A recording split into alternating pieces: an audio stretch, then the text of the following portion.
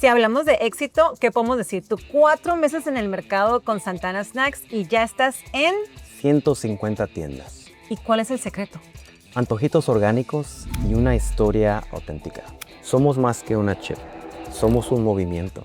Cuando tú pruebas los chips, en vez de comer algo con ingredientes artificiales, tú estás diciendo, no, ¿sabes qué? Yo quiero algo orgánico, yo quiero algo mejor para mí. Porque cuando tomas ese paso de comer algo mejor para ti, es más fácil hacer otros choices en tu vida que son mejores para ti. Entonces, cuando pienso de los negocios que ha creado, el tema familiar que conecta todo es... Cuando pensamos en el sueño americano, muchas veces nos imaginamos algo grande. Sin embargo, a veces puede comenzar con algo tan pequeño como un snack. Por ejemplo, alguna idea, una receta o una chispa puede cambiarlo todo. Hoy conoceremos la historia de un emprendedor que después de perderlo todo decidió comenzar de nuevo, pero esta vez escuchando lo que pensaba y sabía su comunidad. Su historia es de sabor, de cultura y de mucha perseverancia. Quédate conmigo porque esta historia te va a inspirar y también quizás te abra el apetito.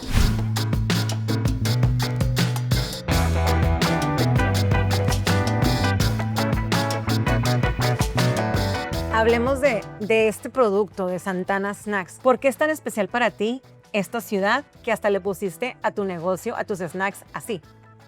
Para mí, mucha de mi juventud la pasé aquí. Mi familia es inmigrante y muchos de mis tíos, toda la comunidad estaba aquí. Entonces, mucha de mi juventud, mi identidad fue formada por esta ciudad. Y si tú eras parte de la ciudad, no vivías en Santa Ana, vivías en Santana. Y lo que me gusta mucho de Santana, es que es una mezcla de México, pero también de ser nacido en Estados Unidos.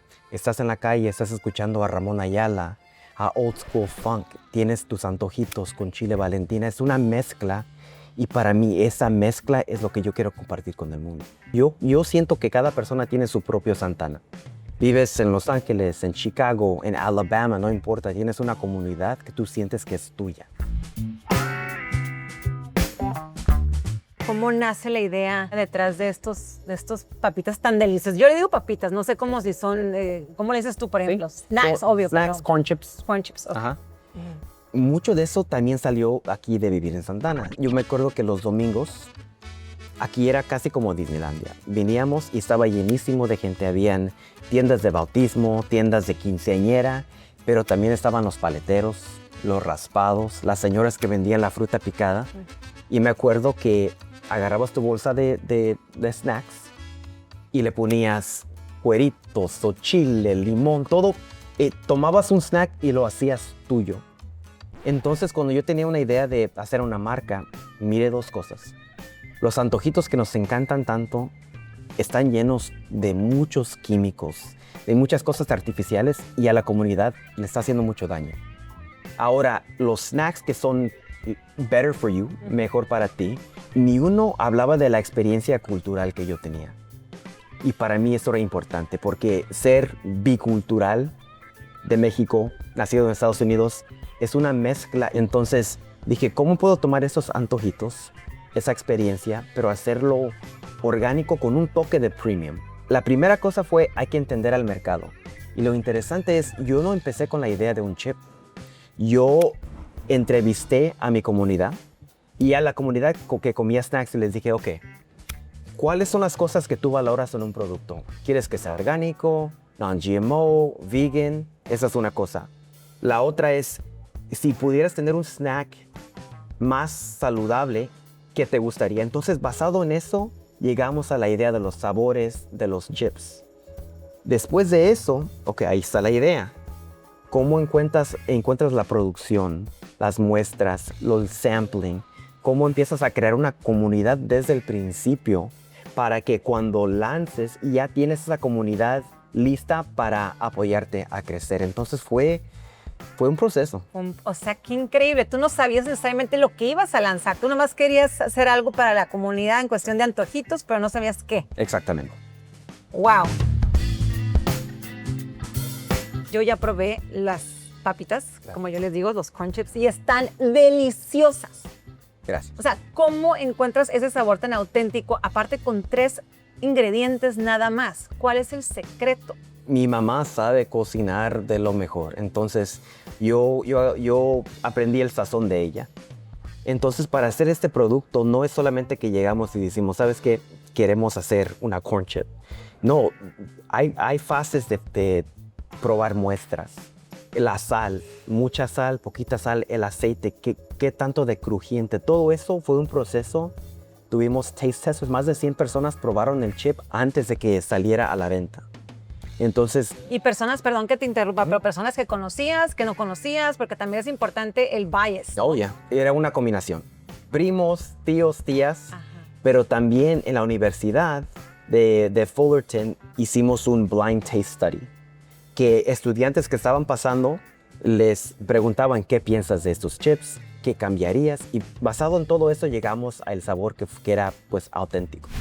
Tip número 1. Encontrar tu mercado puede ser más importante que encontrar tu producto. A veces pensamos que el éxito está en tener la mejor idea, pero Víctor descubrió que lo más importante fue escuchar a su comunidad antes de crear su producto. Él no empezó con una receta, sino con una pregunta. ¿Qué valoran ustedes en un snack? Y de esa respuesta nació Santana Snacks, antojitos orgánicos con sabor auténtico. El aprendizaje aquí es claro. Primero encuentra tu mercado, entiende a tu gente, sus gustos, sus valores y luego crea para ellos. Porque cuando el producto nace de la comunidad lo hace suyo. Esto que me estás contando suena como que está estudiado, está muy organizado, como que sabes lo que estás haciendo. ¿Por qué? ¿Ya venías de negocios? ¿Tienes un background de entrepreneurship? Para mí, yo siento que yo ha sido emprendedor desde niño. Cuando estaba yo en el 7º grado, aprendí a hacer coding en la computadora y lancé páginas de internet y vendía libros digitales. Hasta después vendí bow ties de madera. Después siempre estaba aprendiendo. Yo me acuerdo que mi mamá iba a la tienda y yo me metía a la bookstore. Y yo sentado en el bookstore gratis leyendo libros de emprendedores, las cosas que ellos habían hecho. Y yo es que tenía esa hambre de crear algo. Desde que era niño, mi papá no era vas a ir a la escuela, era a cuál escuela vas a ir. Ándale. Era de esperar que tú vas a ir a la escuela y eso es Sí todo. o sí. Él me ha contado muchas historias de cómo su vida era, tanto sacrificio. Yo siento si ellos sacrificaron tanto, lo mínimo que yo puedo hacer es tomar donde ellos llegaron y tratar de llegar a otro nivel. Yo en mi cabeza hice un trato, decía, ok, está bien, voy a ir, pero voy a estudiar entrepreneurship. Pero la cosa es que aprender cómo ser un entrepreneur de un libro es una cosa, pero hacerlo realmente es otra cosa. Entonces, en clase yo estaba aprendiendo un libro y en la casa yo estaba implementando todo lo que estaba aprendiendo. Y una de mis memorias favoritas fue el día de mi graduación. Me gradué, la diploma se la di a mi papá, le di un abrazo, un beso, dije, ok, ahora sí, ya sigue lo que quiero yo. Antes de ese negocio tenía otro. Fue una galleta de bajo azúcar con un amigo y empezamos de la cocina de su mamá y crecimos. El negocio creció hasta más de $1 millón de venta en un año. Aprendimos mucho, pero también tronó. Al fin no funcionó. ¿Por qué? En reducidas cuentas, Sí, ¿por qué? parte fue que la receta de la casa no era la misma de la receta de producción, porque hay muchos cambios cuando hay cambios en temperatura, lo que sea. Entonces nuestro producto tuvo una dificultad, pero al mismo tiempo nosotros no teníamos suficiente dinero para poder dar la vuelta. Estábamos en proceso, no nos pagamos por 9 meses para tratar de dar la vuelta y ya cuando casi estábamos, que pega COVID. Se acabó todo. Ay, ay, ay. Pero aprendí mucho, había mucho tiempo que me dudé y pensé, ¿sabes qué? Todo esto fue por accidente. Yo tengo lo que se necesita para de verdad hacer un negocio exitoso Y pasé tiempo dudándome mucho y por eso a la comida dije, ¿sabes qué? No, como que ya no quiero entrarle allí. Pero algo me llamaba y era esta, y le digo, Santana Stacks es una love letter to the culture. Y dije, ok, si lo voy a hacer, lo quiero hacer de mi manera. Y quiero que sea una expresión de amor. Y aprender pues, de lo que hicimos. Y hay muchas lecciones en la vida y aprendí mucho de esta experiencia. Tip número 2. Estudiar es importante, pero hacer y fallar más. Víctor estudió emprendimiento en la universidad, pero su verdadera maestría fue hacer, equivocarse y volver a intentar. Antes de Santana Snacks, lanzó una marca de galletas que llegó a vender más de $1 millón, pero eventualmente fracasó. Y aunque dudó de sí mismo, aprendió que el fracaso no te define, te prepara. Cada tropiezo le enseñó algo sobre producción, costos y sobre todo resiliencia. Así que si estás aprendiendo a emprender, recuerda, los libros te enseñan el camino, pero los errores te enseñan a caminarlo.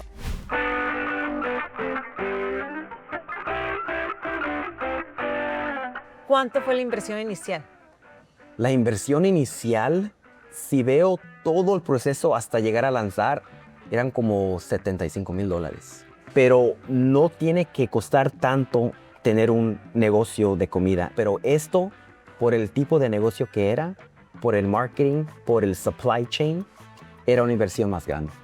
Y tú, en tu caso, por ejemplo, ¿de dónde sacaste esos $75,000? ¿De grants, de ayuda de familiares, de préstamos, del banco? ¿Cómo estuvo que lo...? Era una combinación de grants, de préstamos, pero una parte grande vino de mis papás. Y ahora, mis papás no son los que no solo tenían el dinero en el banco. Llegaron a un punto que se iban a retirar y vendieron su casa. Y en eso dijeron, ¿sabes qué, mijo? Lo que tú necesitas es otra oportunidad. Imagínate, mis papás que se van a retirar y me presentan con esa oportunidad. Dije, ni sabía cómo responder. Y dije, ¿sabes qué? ¿Saben qué? Mi papá, como de chiste, me llama su 401k. Entonces dije, ¿sabes qué? Van a invertir en mí. Les prometo que voy a hacer todo lo posible para darles a ustedes la vida que merecen. Entonces fue una combinación, pero no me puedo olvidar de toda la ayuda que me ha dado mi familia y en este negocio y en otras empresas que he tenido. Mucha ayuda de la familia. ¡Wow! Y llevas 4 meses apenas en el negocio. 4 meses. Entonces, esa inversión no podemos decir que ya la has recuperado. No, pero vamos bien. Vamos bien. Vamos bien. ¿Con cuánto, no sé, en ventas empezaste el primer mes, la primera semana y ahora después de 4 largos meses, ¿cuánto estamos facturando? O sea... Pues mira, ahí vamos. El primer mes ganamos casi como 2,000, que está, ahí vamos lanzando. El cuarto mes vendimos un poco más de $20,000. Entonces quiere decir que estamos creciendo rápido. Wow. Y ahora te digo, son 4 meses. Tengo sueños grandes, estamos empezando, pero estoy feliz con qué rápido está creciendo el negocio. ¿Y cuántas personas trabajan en Santana? Oficialmente, pues tengo muchos ayudantes. Mis hijos me ayudan, mi esposa, mis cuñados. Trabajo se llama Sarah, y ella es la que escribe todo el copy, todo lo escrito de la website, de la paquetería. Ella vive en Chile. Ahora tengo alguien que me ayuda con lo de la producción y el formulation del producto. Él vive en Arizona. Tengo alguien también que me ayuda que vive en India. Entonces tengo un team, pero está distribuido en todo el mundo. Entonces somos un team remote y bien flexible. Tip número 3. Sé flexible con tus fuentes de inversión y tu equipo. Santana Snacks nació gracias al apoyo familiar, préstamos y mucha fe. Pero Víctor no se detuvo ahí. Su equipo está distribuido en todo el mundo, con personas en Chile, en la India, Arizona y Wisconsin, donde se producen sus chips. Ser flexible le permitió armar a su equipo global y eficiente y encontrar un proveedor que compartiera sus valores orgánicos y de calidad. La flexibilidad no es debilidad, es lo que te permite crecer más allá de tus fronteras.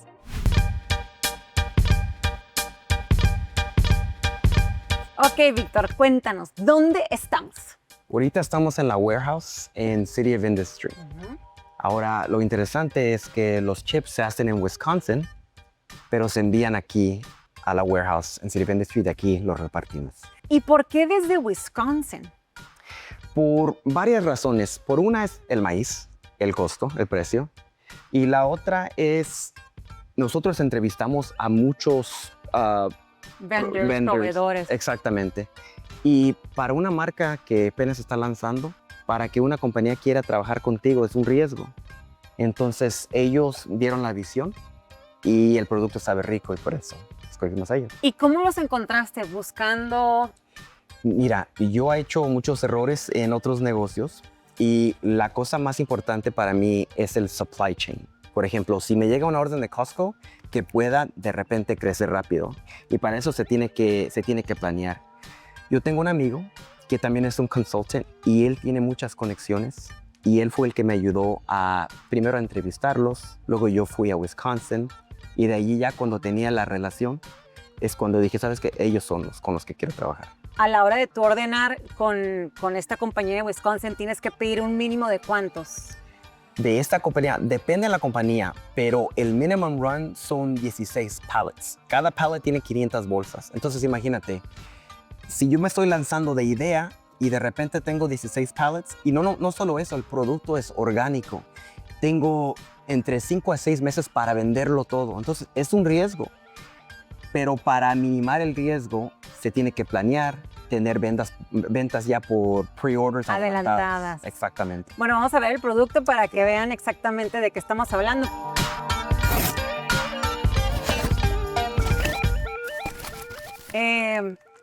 Hablemos de que es vegano, de que es non-GMO, de que es gluten free. ¿Cómo fue, por ejemplo, para ti certificarte precisamente de estas cosas? Porque no es fácil, me imagino. No es fácil, pero por esa misma razón, porque no es fácil, creo que tenemos una ventaja. Entonces, para nosotros era muy importante ser orgánicos. ¿Por qué? Porque yo entrevisté a la comunidad. Les dije, de estas cosas de gluten free, de vegano, de non-GMO, ¿cuál valoras más? Y era lo natural, lo orgánico. Pero para hacer eso es un proceso y por eso también la compañía de Wisconsin es importante porque las certificaciones las puedes obtener con ellos. Pero, por ejemplo, hay que decir que tengo una receta por un sabor que va a salir, salsa verde. El sazón está riquísimo, pero ahora cada ingrediente en ese producto tiene que ir a ser tested. Tenemos que encontrar otro ingrediente que sea orgánico y que sepa igual. Entonces, este negocio nos duró casi año y medio, casi 2 años para oficialmente lanzarlo con las certifications, la paquetería, todo eso. O sea que tú te tienes que asegurar de que ese ingrediente que sepa a lo que tú quieras sea orgánico. Exacto. Como nosotros vamos a la tienda, agarramos un chile jalapeño y otro, no siempre saben igual. Entonces, cambiar maíz por maíz no es lo mismo. Hay diferentes tipos, hay diferentes granos y tenemos que encontrar lo que te va a saber bueno, pero también que sea orgánico, 100% certificado orgánico. Y este proveedor le da esa importancia y por eso te gusta trabajar con esta persona en Wisconsin. Exactamente. Que eso es muy importante. Sí. Porque él también tiene esos valores. Exactamente. Claro, makes sense. Tip número 4. Obtener certificaciones difíciles puede rendir grandes resultados. Lograr que tus productos sean orgánicos, veganos y gluten free no es fácil, pero esa fue una de las mejores decisiones de Víctor. Estas certificaciones se convirtieron en su sello de confianza y calidad. Abriendo puertas que otros no podían cruzar. A veces, los procesos más difíciles son los que más te diferencian. Así que si algo requiere esfuerzo, tiempo o papeleo, tal vez estás justo en el camino correcto.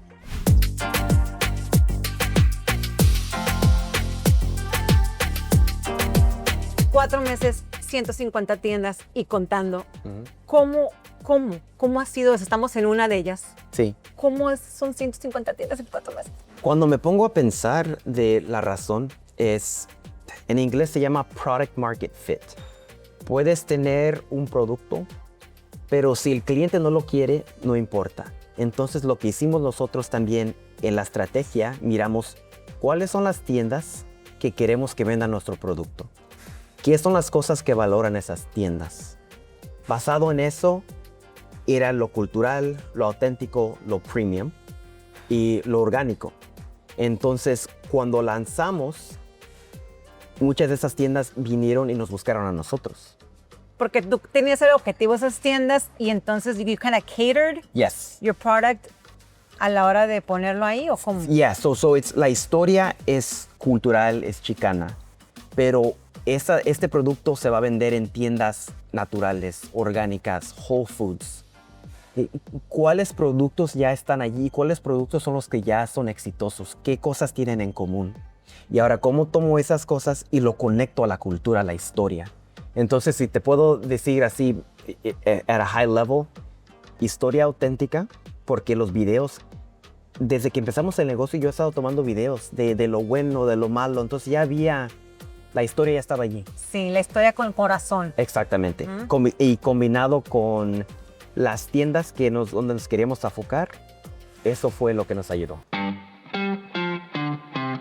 Sé que has trabajado con influencers para tu social media para sacar el producto allá afuera. ¿Cómo ha sido el resultado? ¿Cómo nació esa idea? ¿Les pagas? ¿No les pagas? Yo no me gusta la palabra, pero yo era un influencer y trabajaba con diferentes brands y yo aprendí cómo se conecta con los negocios. Entonces, cuando empecé aquí, dije, ok, ¿cómo puedo crear una comunidad? Otra vez es la comunidad que tenga la visión que yo tengo y la pueda repartir. Pero al principio no se tiene mucho dinero. Te dije de lo que invertí, pero la verdad es, para correr el negocio no hay mucho dinero. Entonces empezamos primero se llaman micro-influencers. Personas que tienen la pasión, pero están empezando. Y muchos de ellos puedes trabajar por mandarle producto, darles un porcentaje de la venta. Pero otra vez más de eso es, ¿cuál es la visión? Y vamos a crecer juntos. Son más como brand ambassadors. Tú vas a ser parte de lo que estamos haciendo. Si tenemos un opening en una tienda, te invito. Si tenemos merch, te invito. Si tengo nuevos sabores, tú eres parte del VIP Roundtable. Yeah. ¿Cómo hacemos eso parte de la estrategia completa? Y, por ejemplo, trabajar con esos influencers te ha beneficiado en ventas. ¿Ves un incremento o no tanto? Todo depende en el business model. El negocio que tenía antes, nos enfocábamos más en online sales. Y, por ejemplo, si 100 personas llegan a tu website, on average, 3% compran.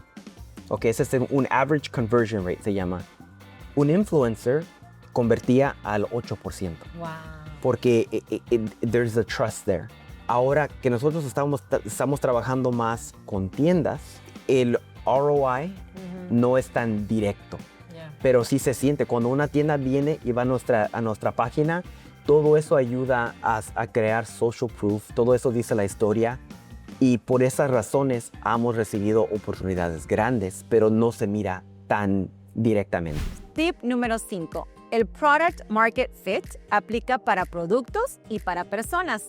En 4 meses, Santana Snacks llegó a 150 tiendas porque Víctor entendió el equilibrio perfecto entre producto y mercado. Pero este concepto también aplica a las relaciones. Conectar con las personas correctas, los socios, los influencers y las tiendas adecuadas. Víctor buscó espacios donde su historia cultural, chicana y orgánica tuviera sentido. Y eso marcó la diferencia, porque al final el Product Market Fit no es solo vender, es conectar con quienes creen en lo que tú crees. ¿Cuál es tu razón? What is your why? My why. Cuando me pongo a pensar eso en Santana Snacks, somos más que una chip, somos un movimiento. El why es para que cada persona que prueba este producto, que ellos realicen que valen mucho. Tú mereces mucho, tú vales mucho como un humano. Entonces cuando tú pruebas los chips, en vez de comer algo con ingredientes artificiales, tú dices, no, ¿sabes qué? Yo quiero algo orgánico, yo quiero algo mejor para mí. Porque cuando tomas ese paso de comer algo mejor para ti, es más fácil hacer otros choices en tu vida que son mejores para ti. Entonces, cuando pienso de los negocios que ha creado, el tema familiar que conecta todo es ayudar a la gente y a mí mismo ser la mejor versión de la persona que ya somos, ser esa luz. Este producto, esta cultura ha llegado hasta Nueva York. Ahorita estamos en como 30 diferentes estados. Estamos en un hotel en New York de 5 estrellas. Y porque lo que me encanta es ellos ven este producto de alta calidad. Porque como una comunidad somos de alta calidad. Esa es la razón que nosotros somos grandes. Y hay que enseñarles al mundo ese valor que tenemos, ese amor. Entonces, este producto sí es basado en mi cultura, pero es un producto de amor. Y ese amor yo lo quiero compartir con todo el mundo. En vez de estar peleando, lo que sea, es cómo ganas al mundo con amor, con empatía. Y solamente si tú creces, si tú eres esa luz, es la única forma que yo siento que se va a poder pasar. Qué bonito, ¿verdad? Y bueno, cada emprendedor tiene un punto de quiebre, claro que sí. Ese es el momento donde decides si te rindes o te reinventas. Víctor eligió reinventarse y hoy nos demostró que cuando escuchas a tu comunidad, te rodeas del equipo correcto y te atreves a hacer aunque falles, los sueños sí se construyen paso a paso. Así que si tienes una idea rondando en tu cabeza, hazla real. Empieza hoy, aunque no lo tengas todo listo, aprende, adáptate y sigue. Porque el éxito no llega de golpe, se cocina con paciencia, con propósito y con pasión. Si la historia de Víctor te ha inspirado tanto como a mí, entonces compártela, suscríbete y deja tu comentario. Pero lo más importante es que te unas a la comunidad de soñadores que han demostrado que sí es posible. Recuerdo que al principio de la entrevista me dijiste, cuando platicaste con tu mamá, tu sueño era mantenerla, ¿no? Que no trabajara, que no se esforzara tanto. ¿Qué tan cerca estás de eso? Dentro de un año, mi meta es cuidar a mi mamá, mi papá y viajar al mundo juntos. En un año platicamos.